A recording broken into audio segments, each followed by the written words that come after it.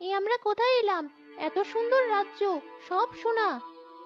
হ্যাঁ মা, সোনা দেখে কি করবি? আগে ভাব এখান থেকে বের হবে কিভাবে। বাবা, এখান থেকে কিছু সোনা নেই আমাদের চলার মতো। বাঁচলে বাড়ি নিয়ে গেলাম, না বাঁচলেই পরীরা আবার নিয়ে যাবে। আচ্ছা যা, তাড়াতাড়ি যা, ওরা যে কোনো সময় আসতে পারে।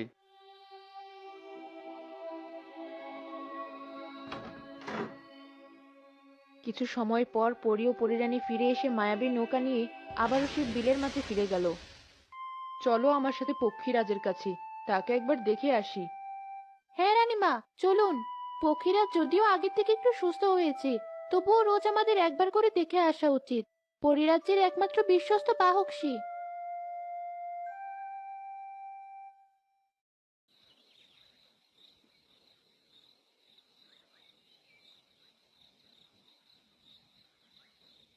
খুব বাঁচা বেঁচে গেছি। এই সোনা দিয়ে আমাদের সারা জীবন চলে যাবে।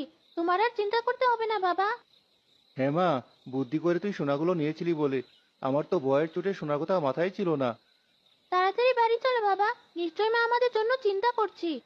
মায়া ও তার বাবা যখন কথা বলছিল, তখন জমিদারের একজন লোক লুকিয়ে তাদের সব কথা শুনছিল। এখনই জমিদার মশাইকে সব কথা বলতে হবে।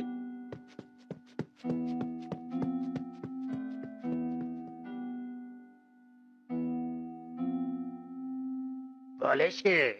আমার বিলে মায়াবী নৌকা? তুই ঠিকঠাক শুনছিস তো? জি জমিদার মশাই, আমি ঠিকঠাক শুনেছি। বিশ্বাস না হলে আপনি আদিবের বাড়িতে চলুন, নিশ্চয়ই সে তার বউয়ের সাথে সব বলবে। ঠিক বলেছিস তুই, তাড়াতাড়ি চল তো।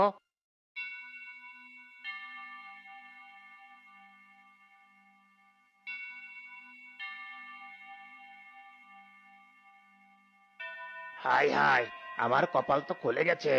আমার বিলে মায়াবী নৌকা, এ কথা পাঁচ কান করা যাবে না।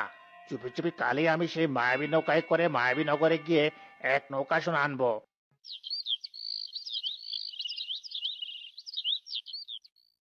পরের দিন সন্ধ্যায় জমিদার তার দুইজন লেঠিল নিয়ে হাজির হলো মায়াবী নৌকায়।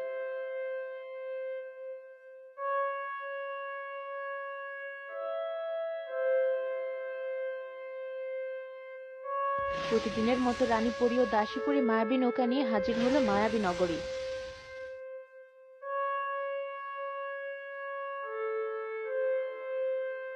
আবু, কালু, তোরা তাড়াতাড়ি সোনার বড় বড় বাক্সগুলো সোনার মোহর দিয়ে পরিপূর্ণ কর। ওরা ফিরার আগে যত নিতে পারি নেব।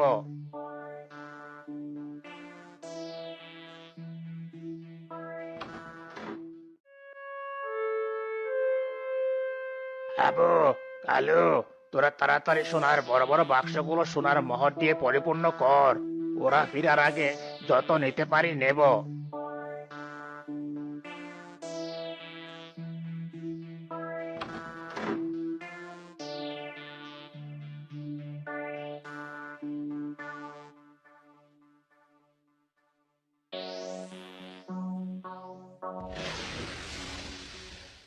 দাসী, আজ আমার শরীরটা ভালো লাগছে না।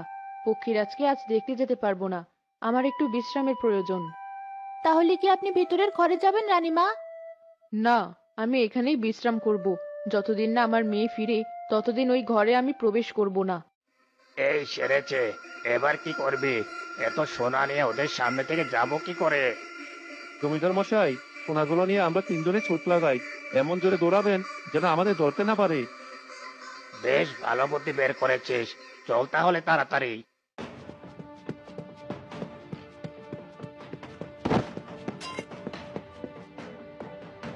গর্দপের দল, একটু দেখে দৌড়াবি তো। বাবা গো বাবা, কোমরটা গেল। কে? কে ওখানে? দাসী, তাড়াতাড়ি সামনে চলো। তোমরা এখানে আবার এসেছো? শুধু ইরানা রানীমা, দেখুন, আমাদের মায়াবী রাজ্যের সোনা এদের কাছে। তার মানে এরা আমাদের গোপন রহস্য জেনে গেছে। না না, এদের এখান থেকে আর ফিরতে দেওয়া যাবে না। এখনই বন্দি করো এদের। ওরে হাবু, কালু, বাঁচতে চাইলে দৌড়ে পালা।